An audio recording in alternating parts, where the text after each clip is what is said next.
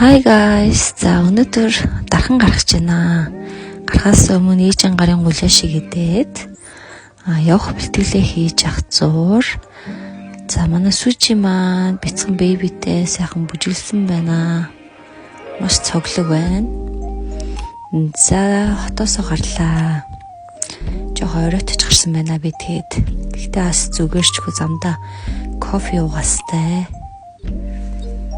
За манай Сүжи ч юм яасан ч бичлэг хийсэн. За цаг агаар маш сайхан байна. Хотоос гарсан чинь төгжрлгүй. Айгуу сайхан байна. За би эна жолоо ирж юм. Анцаараа жолоо ирсээр агаал дархан орох шинжтэй.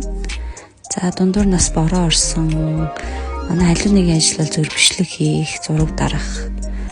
Би бол жолоогоо яриастай. Сүлд ядраад бүр хурдаа нэмсэн. Гэхдээ хурдаа хэтрүүлээгүй шүү манайхаа. За тэр ч яг бид хэд маань сайхан тайван дуулж бүжүүлж явсаар байгаад нар жаргахтай зэрэгцээд дархан руу орж ирлээ.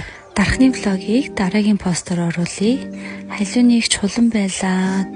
Лайк дараарай guys. Түр бай. Пён.